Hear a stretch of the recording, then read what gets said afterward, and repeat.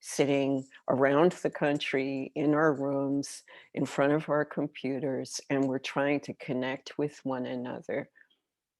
Human touch for many, many people is deeply lacking. Um, our ability to connect at a community level has had to pivot through technology.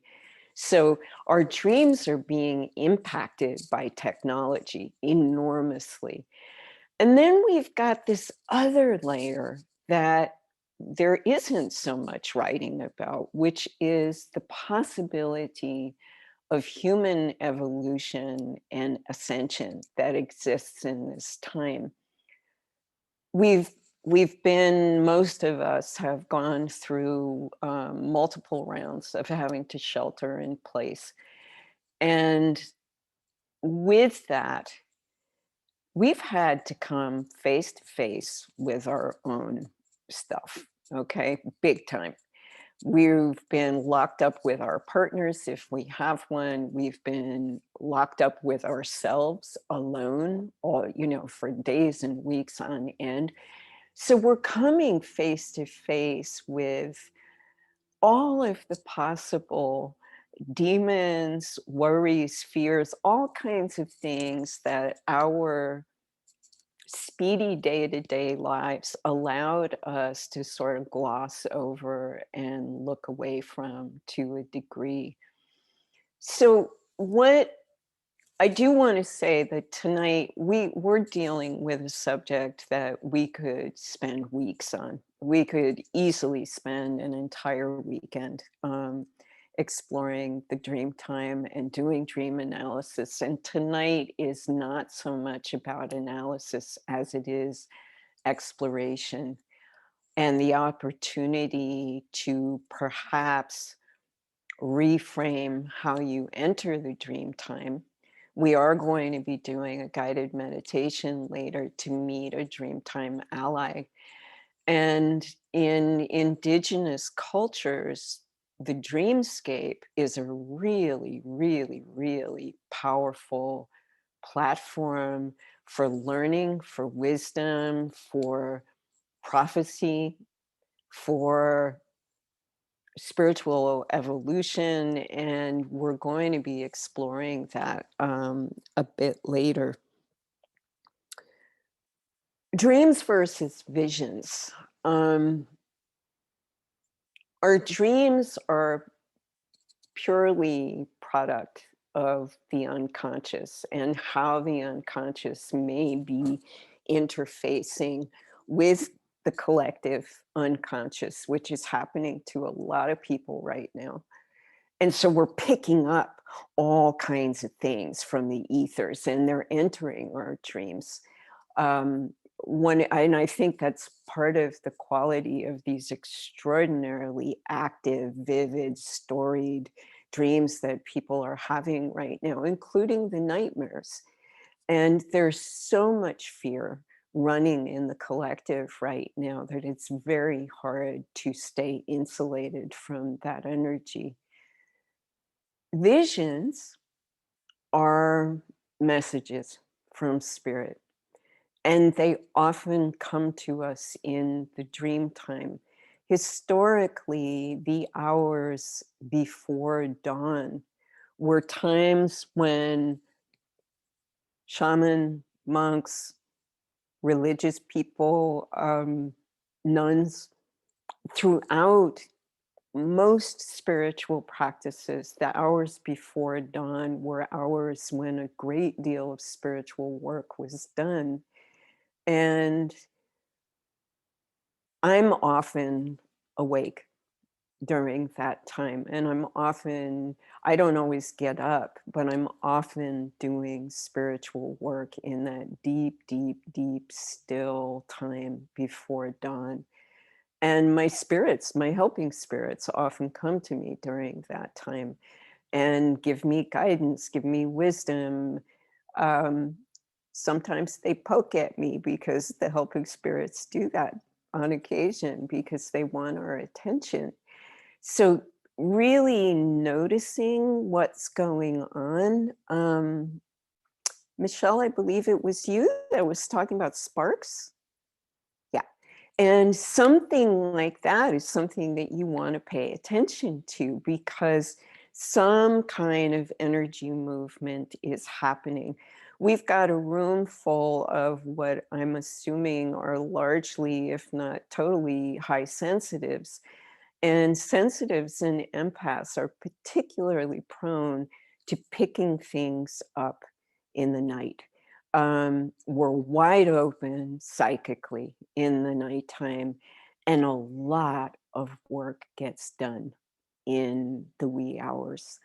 So, learning how to relax with that, for one thing, asking for healing dreams, making a conscious practice before we go to bed to ask for healing dreams, to ask for protection from the noise of the collective is another strategy that we can all use. And it can be really, really helpful if you're tending towards the nightmarish side of things. Um,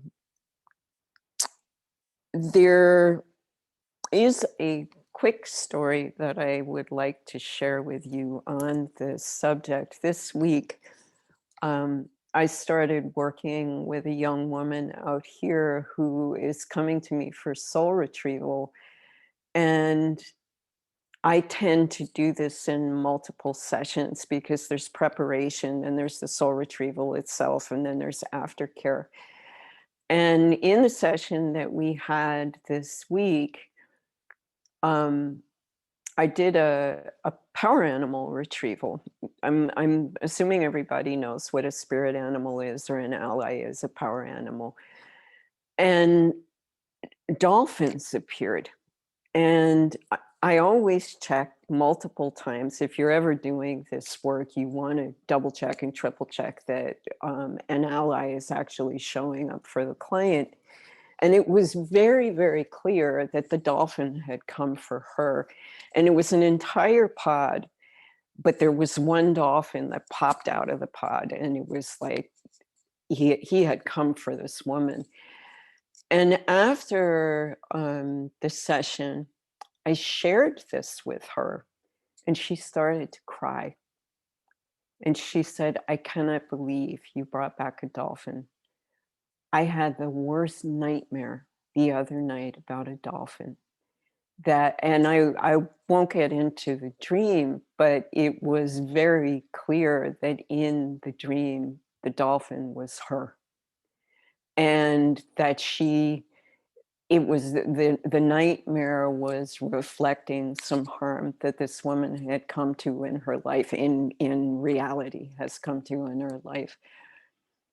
And she wept for a while. We talked about it, and I said, well, you want to look at what the dolphin is about in its native habitat. Don't go home and look on the internet for what the dolphin is. Look at it in its social environment.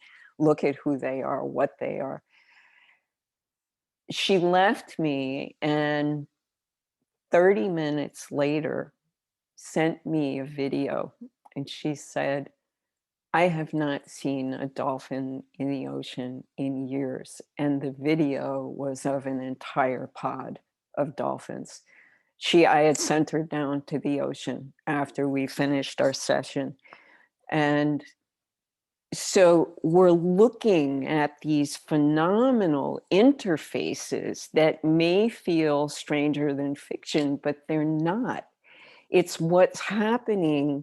The dream time is entering ordinary reality, and ordinary reality is interfacing with non-ordinary reality. So we've got this constant weave between waking and sleeping, between what we know as ordinary reality and the non-ordinary, which exists in the ethers.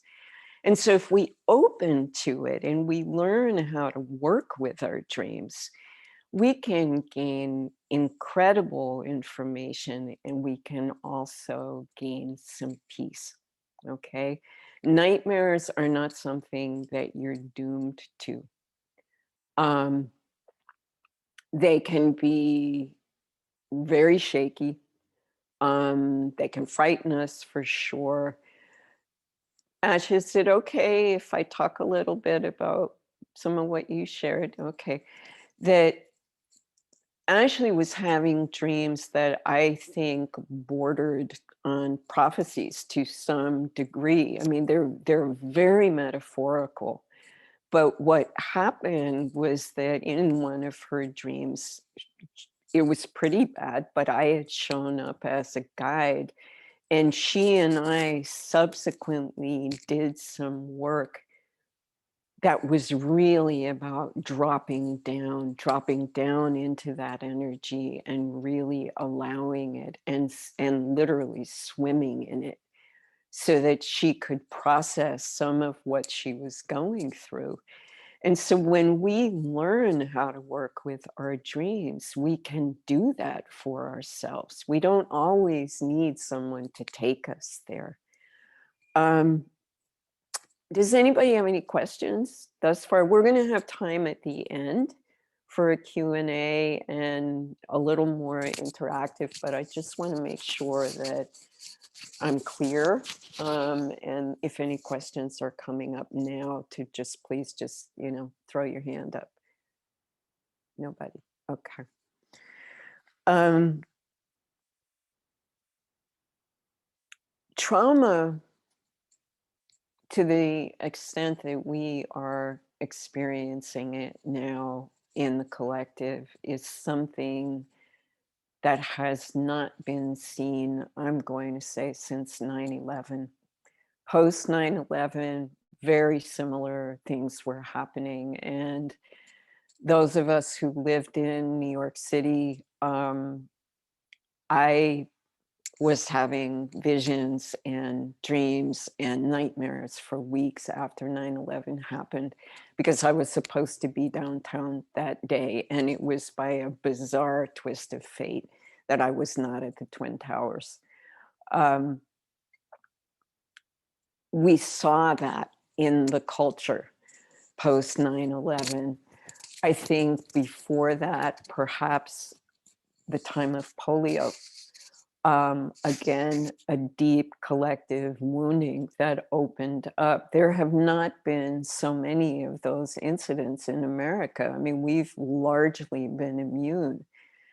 But at this moment in time, for all of us who are here, this is a time that is inviting us to our own evolution. It is a time that's inviting us into a species of ascension, personally, spiritually, how we interface with the world. A lot of people are having dreams about animals, about children, about nature. This is all the work that we are being called to, because the woman warrior, the female warrior, really, really deeply understands that she is being called in this time to protect the earth, to protect our young, to protect wildlife, to protect all living things, because the bottom line is we are all interconnected and we have not been living that way. We have not been living like the bug that's outside your window is connected to your life, and yet it is. The trees are connected to your life, the butterflies, the birds, everything, the rock people, the earth people, the ocean, the sky, the winged ones, they are all connected to where we are sitting today. And women are being called to the table.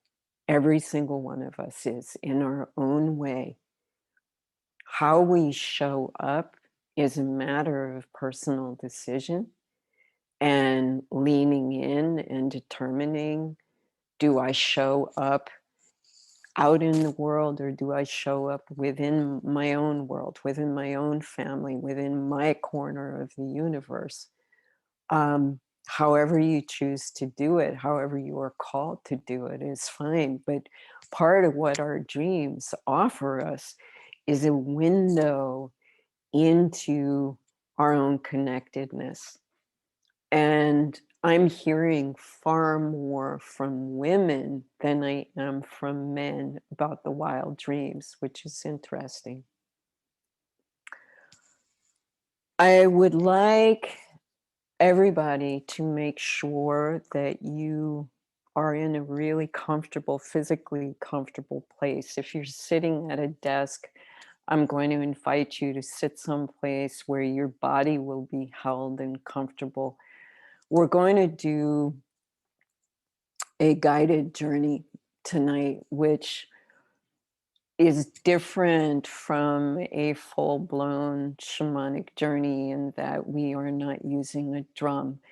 And the drum beat actually induces a species of trance state, which I am hoping my voice will help you get to.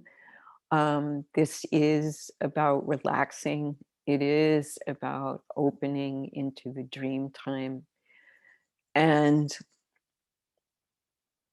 we're going to set the intention that we are going to meet a Dreamtime ally, a being who can work with us specifically around our dreams. Many of you, I imagine, already have a spirit animal, a power animal, a helping spirit that you are familiar with, that you enjoy working with. And if so, feel free to bring that being with you as a helper on the journey that we're going to be taking tonight. The intention, again, is to meet an ally for the dream time. We are on the brink of the new moon, so the sky is very nearly dark tonight, and we are going to be traveling in the night sky that will be lit by stars tonight. But what I want you to remember is that the heart, the eye of the heart, can see through all things. It can see in total darkness to guide our way. And so tonight, I'd like you, we're going to just take a few minutes to settle and to allow your body to relax, to be held. Wherever you are, to feel the couch, the bed, the chair, feeling yourself really held. Closing your eyes and allowing your body to begin to soften. Allowing your breath to begin to deepen.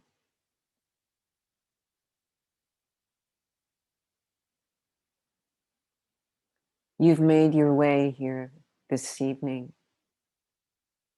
Please honor that. Anything that's waiting for you on the other end of this call, please simply invite it to go wait in the other room with the promise that you will be back to tend to it when we're done tonight.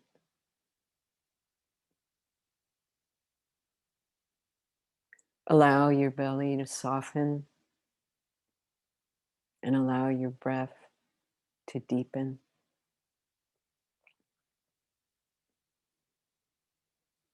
Inhaling and exhaling in a gentle flow.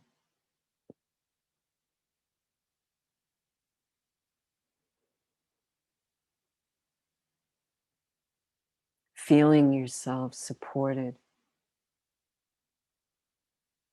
Feeling the safety of where you are in this moment.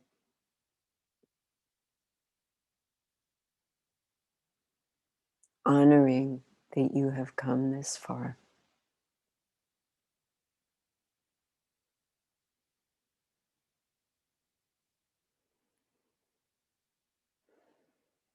Just a few more breaths, deepening and softening.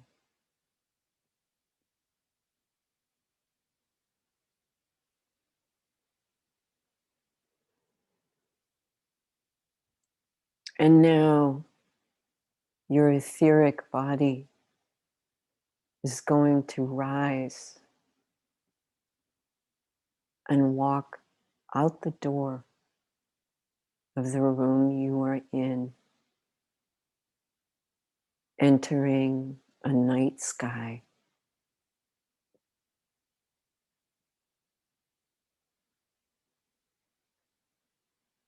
You've entered the desert of the dream time. It is a vast, open plain.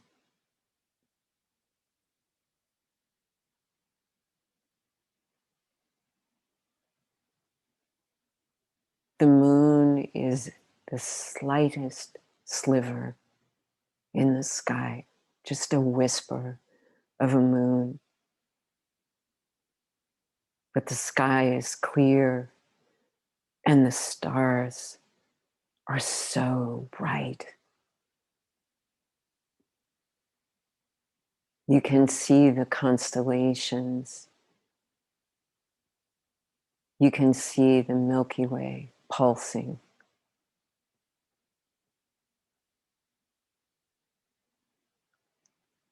You look around and there is an expanse of desert stretching out around you. It feels so vast. But when you look down in the darkness, you see a path.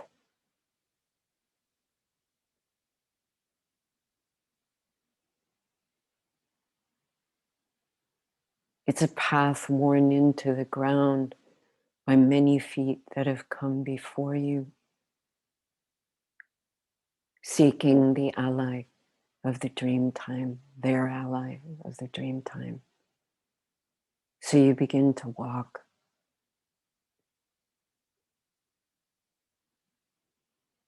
The night is warm and it's still.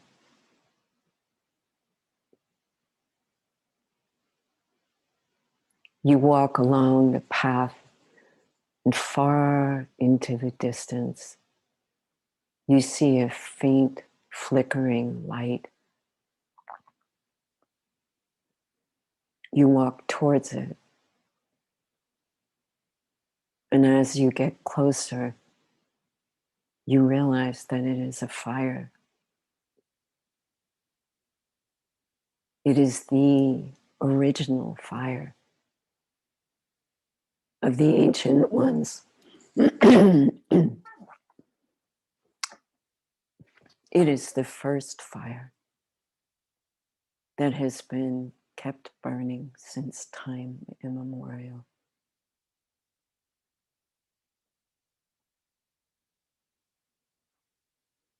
As you approach, you see the ancestors, 7 fire keepers who keep the fire burning.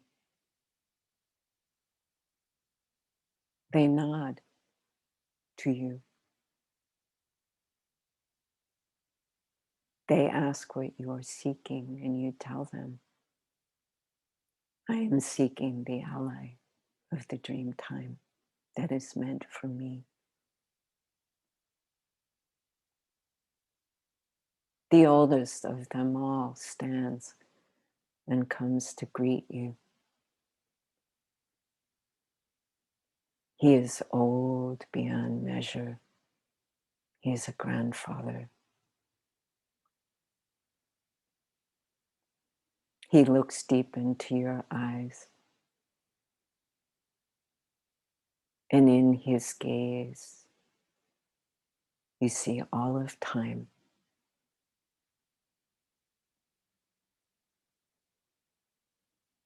He touches your forehead and says, "Go, you are safe. We are protecting you. Go stand under the North Star and you will find your ally." You keep going further into the desert and you realize that you've moved outside of the circle of the fire, but not so far away that you can no longer see it. You see it flickering in the distance behind you. And you look up, and there is a single star that is shining brighter than all the rest, and it is pulsing in the sky.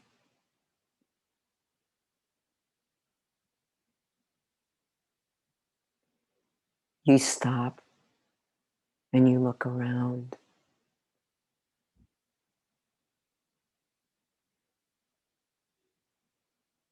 There are large rocks, boulders, with hollows and grooves worn into them over billions of years.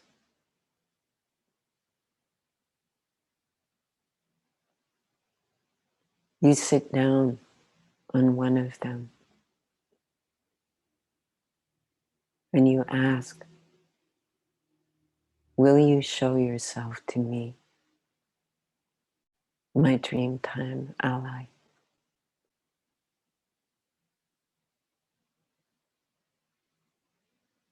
Will you show yourself to me so that I might call on you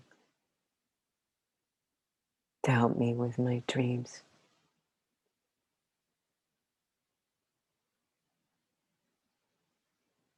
And out of the darkness, a being appears.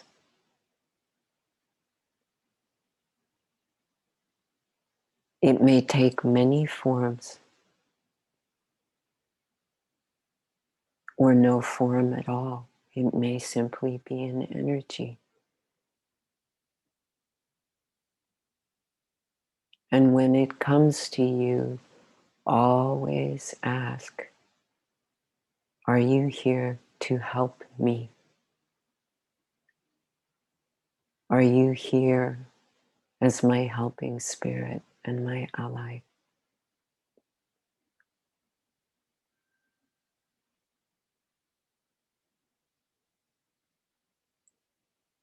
The one that has come for you to help you will let you know that it's a yes. Anything that does not belong to you will fall away.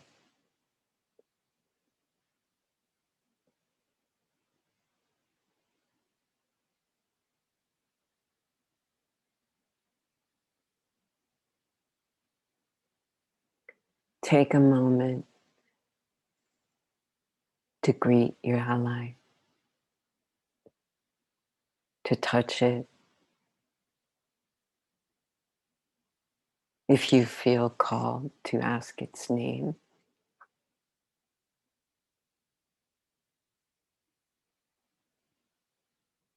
to allow it to come into your energy field.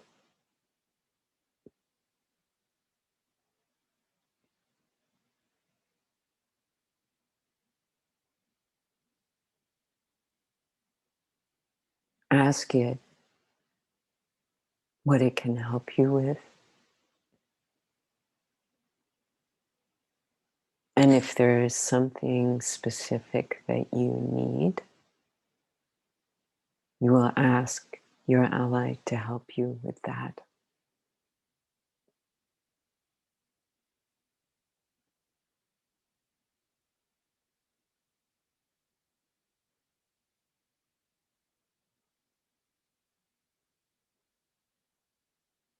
You converse together under the night sky. The communication is not with words, but with knowing.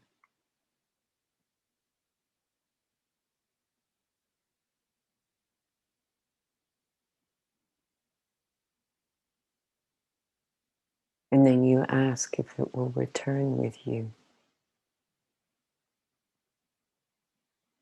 as a keeper, as a helper, as a guardian. And you begin to make your way back towards the fire.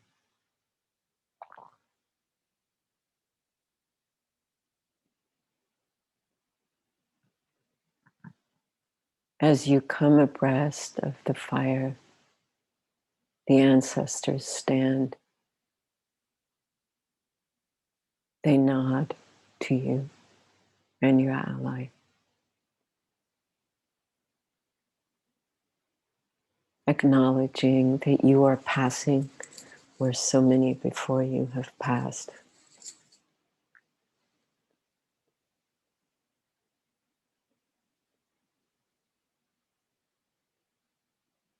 You make your way back,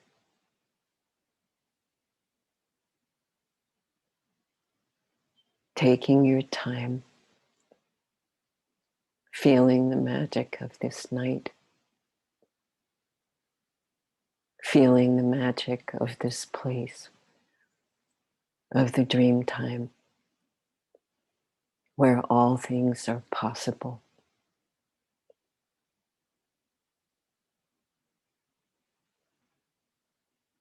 Knowing that anytime you need to, you may return to this place. You may journey there for guidance, for wisdom, for knowing, for sight.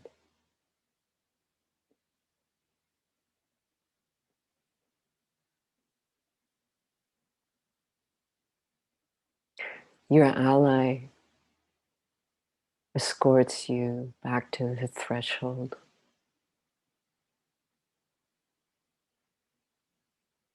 You turn and you face one another and you give it thanks.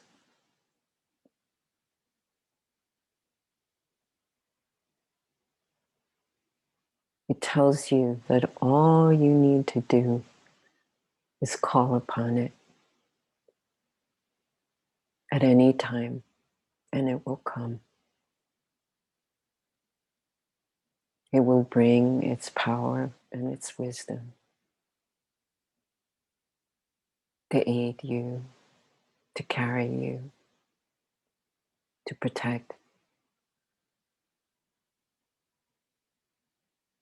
to guard if necessary, because it is your ally.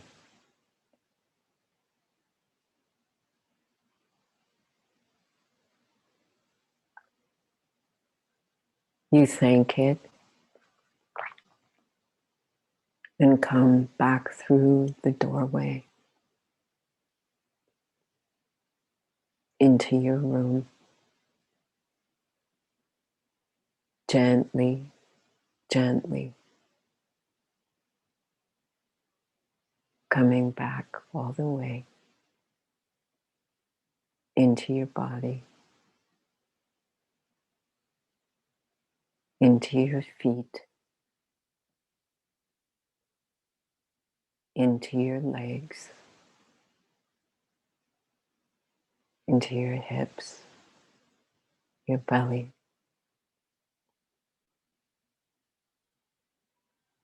into your heart, feeling your hands, your arms, your shoulders, your face,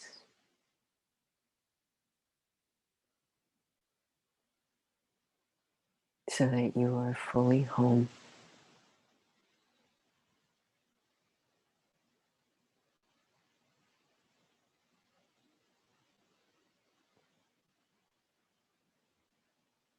And so it is.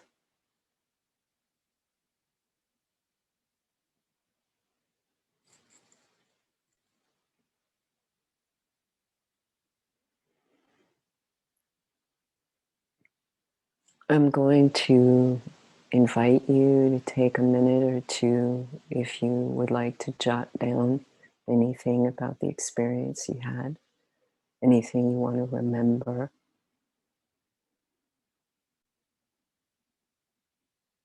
Anything that feels important. Oftentimes, we'll have an experience and it fades as we come back into ordinary reality. So it's always good to make a note or two.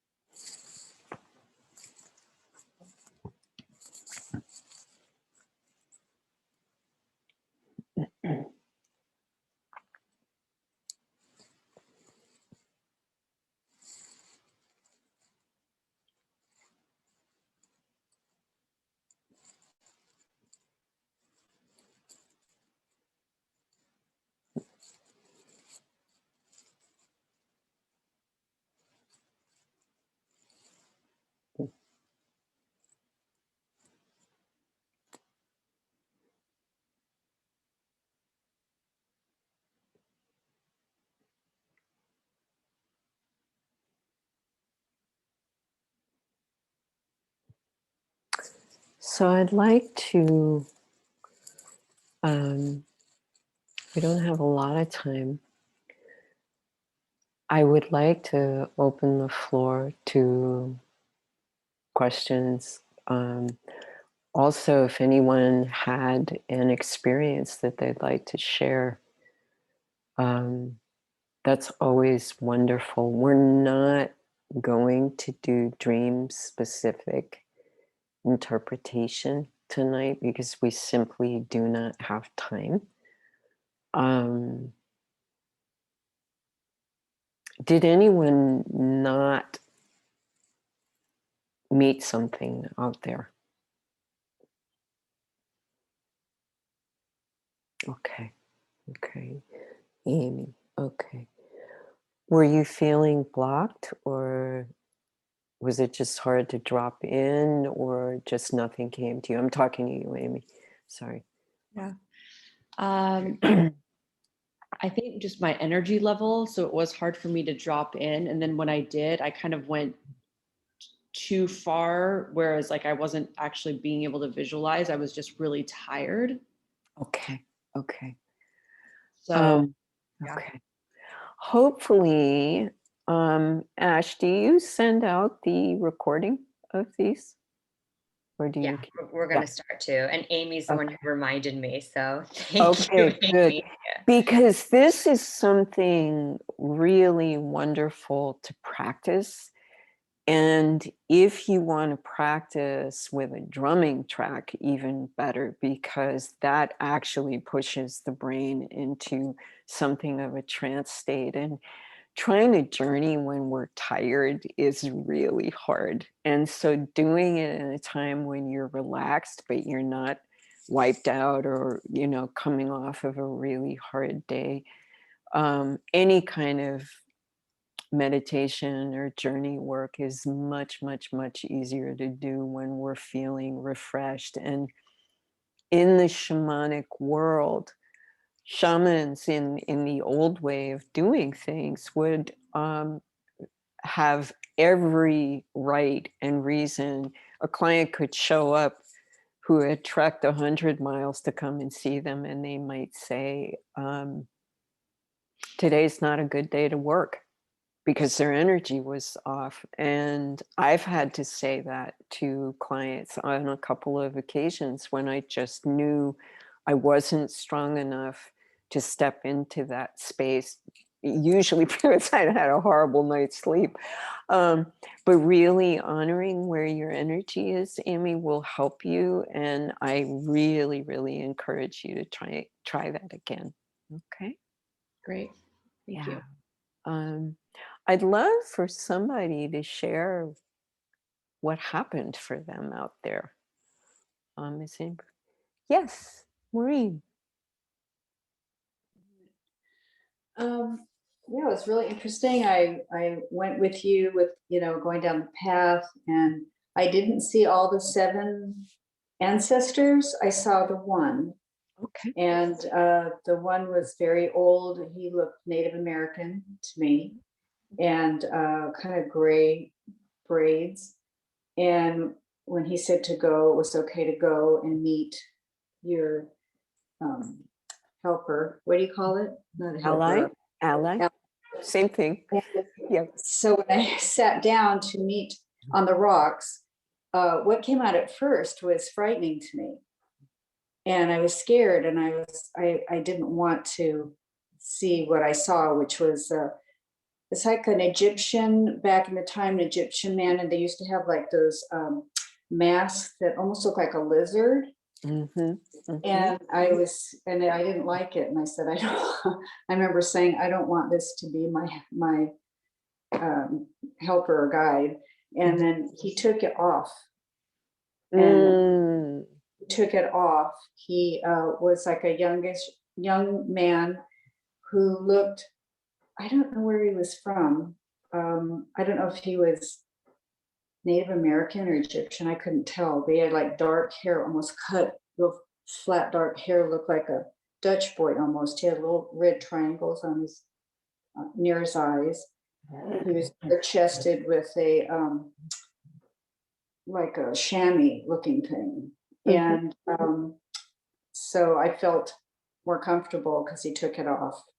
And he said, I asked him his name, and he said it was Becca, Becca. Beautiful. And so I went through the whole, the questions and everything that you had guided us through. And then I felt safe, and he carried that scary headdress with him. He didn't put it back on. So Yeah. that's what. How wonderful. I'm sorry. I said, how wonderful. How wonderful. That's great. And I will say that scary mask, if you're being visited at night by something that doesn't feel very friendly, having a guy in a scary mask is probably going to be really great, right? As your protector. So, Yes. You can know, scare whatever it is away. yeah. And as long as you know that he is there to help you and protect you, that's great. That's wonderful. Terrific. Jen, I just want to check in with a time check. 'Cause Yes, I I know see. people probably Just have went to go. so fast. If you're okay staying a minute or two for last minute questions, I'm happy to stay on, but I just want to honor everyone who has to go and Absolutely. has a Absolutely. hard stop, and just thank you all for showing up tonight. I will send a follow-up email for those of you who have to drop off with Jen's information. She's got some amazing offerings for all of you and some upcoming workshops. Are you okay if they have questions that aren't answered tonight to contact you? What's the best way to? Sure. Yeah. Sure. Yeah. But And really quickly, also, there are plants that if you're looking for help with dreaming, there are herbs that can be really, really interesting if you're looking to cultivate dreams. And I can send that out to people through Ash and Lene. And shameless personal plug, Lene and I are doing a meditation and sound journey of our own on Friday night. No cost. We're doing it for Valentine's love. Everyone and anyone is invited. So if you're free Friday night and want to join us, please come. We won't be doing dream journeys. That was incredible, but we will be doing our own drumming and meditation guidance. So if you're free 7:30 Eastern time Friday, join us. If not, Jen, do you have any last insight or do you want to answer a question? Just that this went way too fast. And Always, all of our sessions you always know, are. and I thank you all for coming. And we barely put our little baby toes in the water here this evening, and hopefully we'll figure out a way to do something a little more in depth and a little more intensive that will give you all more touch points and more in-depth experience with working with your dreams. I'd love to do that because just a magnificent field to play in. And yeah. I agree with Emma. Way too Mhm. short. We'll work on something that dives Yeah. a little deeper, maybe. Yep. We need more time. Yeah, we do. Yeah, we need more time to do that. And please feel free to reach out. It was such a pleasure to briefly meet you all. And I'd love to work with you again. Be great. Thank you, Jen. Does anyone else have any last questions or anything to say? I have a quick one, if that's okay. I was just curious if there's any spiritual significance to waking up at like certain times of the night. I was waking up at like 3 o'clock in the morning for a while during the pandemic, like every night. And I was just curious if you had any thoughts on that. Yes, there are two things. I don't know if you were on the call yet when I was talking about how the hours before dawn have traditionally been very, very significant for doing spiritual work. But there's also the piece around traditional Chinese medicine, which I'm also trained in, and 3 a.m. is moving.